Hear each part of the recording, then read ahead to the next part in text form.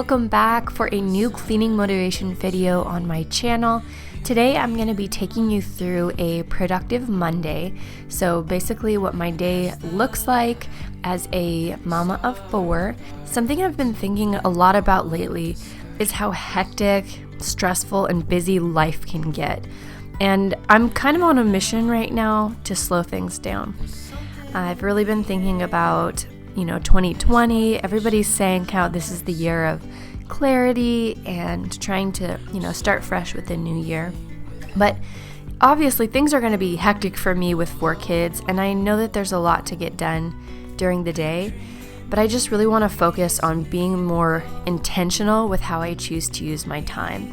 And I'm starting that now. I'm not going to wait till January to work on this. So this Productive Monday video and the following Monday videos are not just going to be busy, chaotic, running around videos. I want them to be productive and intentional. I think that society has really taught us that busy equals productive. Also that busy equals successful or hardworking. It has the idea that busy gets a gold star and not being lazy. But busy doesn't always mean that you're spending your time doing what really matters to you. And that's a problem for me when I think about, goals for the new year and what's really important. It just makes no sense to jam-pack our schedules and rush with the people who we really care about just to get that gold star at the end of the day and feel like we've earned our day or earned a little me time at the end of the day. It's so easy, especially for me as a mom with young children, it's so easy to fall back into that pattern, but I'm on a mission to break that. A bigger scale, the world inhales as we go. I wouldn't want it any other way, no. On a typical Monday morning, the boys have late start at school, and Kaylee just recently got accepted into preschool. So we get in some alone time in the morning and have breakfast, and then I take her in for a couple hours in the afternoon. It's not every day, but she can go up to 4 days a week, and honestly, she really loves it. Every week she's got like a new song and a new rhythm that they're learning, and I think that it's really good for her. So being able to have something for her to do where she's learning and active, it's been really nice. Not to mention, it gives me a couple hours once I've got her dropped off to actually focus. So today I lit a candle, I pulled out some salted caramels, and since my husband was home too, we decided to have like a little brainstorming session in bed. This is the best, like making time to get cozy and also to tackle the things you need to do. Oh, you guys, I didn't know he was doing that, but he knew I was filming us. When our eyes met, I never knew that I could feel this way, and it's kinda strange. Don't even know your name. I don't know you, but I want to. A lot of you guys already know, but my husband and I run basically 2 businesses from our home. One is my YouTube channel, social media platforms, but also we have a photography business. So what we were doing today was planning out some ideas that we had for a couple upcoming engagement shoots and also a wedding that was just around the corner. So we wanted to make sure to have our locations down as well as our list of things that we needed to have on hand for the shoot, because we do like to style them. A lot of times we're even providing like dresses, flowers, hair pieces, things like that. I really do think it makes a difference, and I think the experience of just having everything taken care of by your photographers, I think that's one thing that really sets us apart. So we get all that mapped out as well as just our family plan for the week. It's always good to have another look at that and make sure nothing new has popped up or nothing we forgot when we initially planned our month. And then also just knowing how to support each other. I think it's really important to take time for that. I've also been making time to actually read books that are just interesting and helpful for me, like as a mom. This book here is called The Home Edit. I found this at Barnes & Noble. They've also got it on Amazon. Actually, I think it's a lot cheaper on Amazon. I'll link this one down below.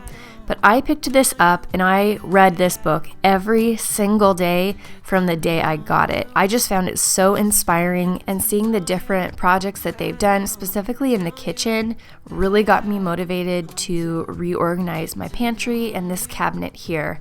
So we're going to be doing that in just a little bit. I don't know you, but I want to get to know you. Just wanna get to know you. I don't know you, but I want to get to know you. Just wanna get to know you. My heart is at war with my thoughts. Oh, and I don't know which side is better. I try to connect all the dots. Oh, to let you in behind my shelter. You could fit into my life when it's daylight and it's night. I would give away my soul, but is it worth it? I don't know. I don't know.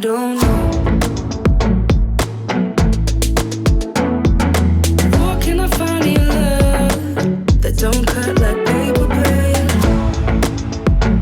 You said, where can I find your love? Where can I find your love that don't cut like paper, babe? As with any other sort of organization project, it's always good to start with a clean space, and I really wanted to make sure that I could clean up after all the breakfast crumbs from the boys this morning. They've been really into like bagels and cream cheese lately, or like a bagel with a little bit of butter, just toasted.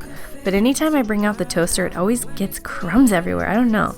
It has a tray, but anyways, so starting with a clean space is important. And I was using the new spray that I picked up from Mrs. Meyer's on Grove Collaborative. I got like the whole peppermint line, and I've really been loving it. It just reminds me of like wintertime and snow. And I like that it's like fresh, but it also has a little bit of a sweet smell to it too. That don't cut like paper, babe.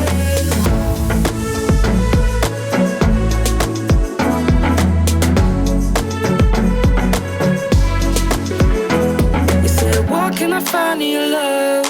Where can I find your love? Where can I find your love? Where can I find your love? Where can I find your love? Where can I find your love? Where can I find your love? Where can I find your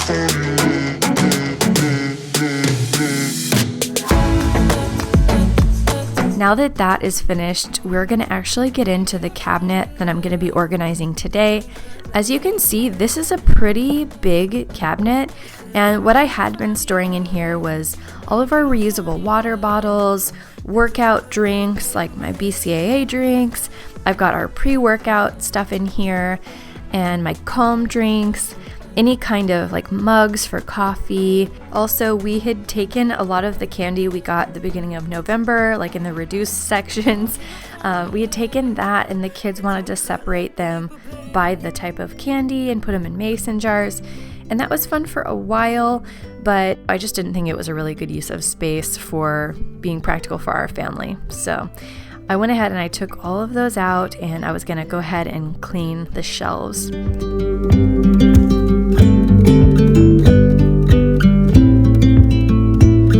around and show your face. Let me see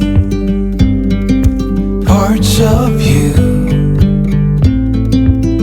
Oh my, our bodies interlace, slow and easy. And I can reach. While I'm cleaning here, I figured I would just chat with you guys a little bit about what I mentioned in the beginning of the video about being more intentional about how we use our time. I'm also thinking of that in terms of how we use our space. Even though this is just a cabinet, this is just where we store things that aren't that important, this is something that we use every single day, multiple times a day, and it's probably the first cabinet that I normally would go into in the morning to grab my coffee cup, to grab my coffee filters were in here before. Everything was in different places though. I'm thinking more about how I have things laid out in my life and in my home, and being able to get everything in order to where it makes sense, not just kind of falling into the routine of how it's been, but really questioning like, why do I keep this here? Or why do I keep this at all? These are questions I think are like the most important questions. When I open this cabinet first thing in the morning and it looks stressful and it looks messy, that kind of stresses me out. Even if I'm not consciously thinking about that, it does. And I think that has an effect on us. I know I can't completely make over my kitchen in one day and really get everything in the optimal location and make it look nice in a short period of time, but I can start with one drawer, or I can start with one cabinet in what I'm doing today. So by really just taking the time to think it out and dream a little bit, I think that's important. And I encourage you guys to do the same. You know, whether you've got 4 kids like I do, and maybe you're doing this brainstorming in the evening after everybody's tucked in, just for 15 minutes, think about something in your routine, maybe how you make coffee or maybe how you organize your spices. If you think about something that you use often and how you could make that more accessible, more practical, or just more aesthetically pleasing, just imagine the impact that could have over the course of 6 months or a year, especially since we're about to start a new year. Just think about how 2020 could be if every month you took one of those specific areas and addressed it.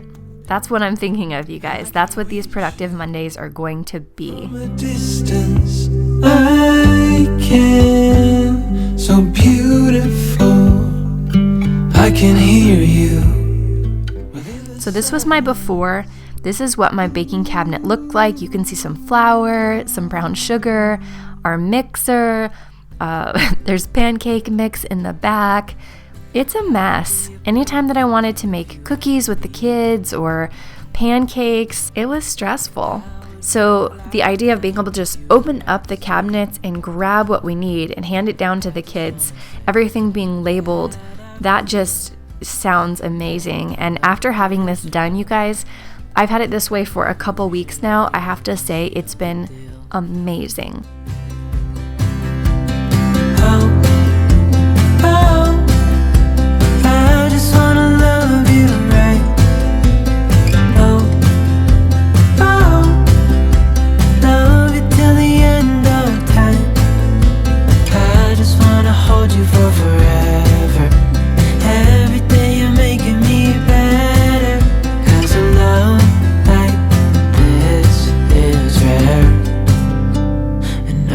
Take you there.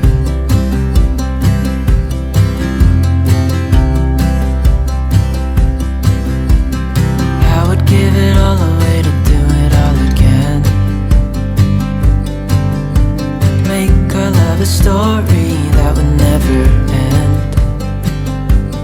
Never thought I'd feel so alive, looking in your eyes. I just wanna love you till the day I die. Oh, oh, I just wanna love you right. Oh, oh, love you till the end of time. I just wanna hold you for forever. Every day you're making me better. I would have to say the hardest part of this entire project, other than like counting the cost and figuring out which containers I'd reuse and which ones we'd need to purchase, the hardest part was removing all of the stickers from all of the containers. So my best recommendation for you guys, if you've got some stickers that are hard to remove, lemon essential oil is your best friend. Just a few drops and then using a towel. And then once you've kind of gotten that area used up on the towel, just put a couple more drops, use it again in a different spot, and it really will get off those stickers that don't want to come off. Especially the ones from Home Goods where they've got these like, I don't know, metal detector things. Those are so hard to get off, but lemon essential oil always does the trick. I want to mention too that to reorganize a space or to reutilize a space, you definitely don't have to go out and purchase new containers or really anything new. Switching up the height of different shelves, in your refrigerator or your cabinets, it can completely change a space. And, jars that you use from pasta sauce even, you can save those over time and have a really uniform look without having to purchase something new. In this instance, I did purchase new containers because I really wanted that clean aesthetic, and I didn't have anything this big, and I didn't have anything that was plastic. I do typically prefer glass in our home, but I know that my husband is really particular about how much weight I put on shelves, especially in the cabinets. And with how many containers I was going to be putting up there, I knew that the glass container that I had here, I knew that I wouldn't be able to get a few more of the same ones and have them on those shelves. So for this situation, I did go out and purchase new ones, but you can find them on Amazon. Home Goods or Ross is a good option, or the Container Store. They've got so many different options.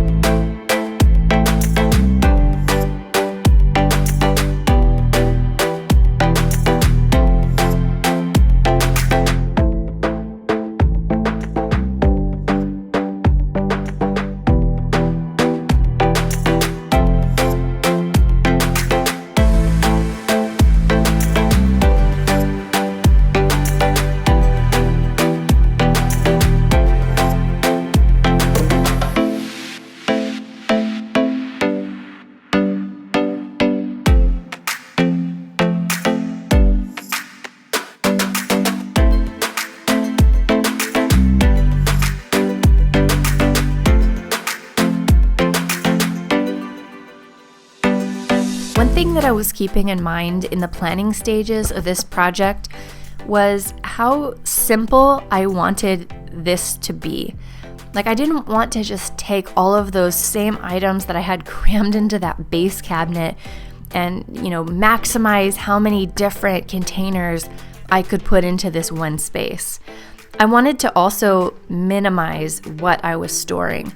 I think the fastest way for me to get realistic about what I was going to keep, what needed a specific home, was to think about the idea of buying a container, an expensive container to put each item in.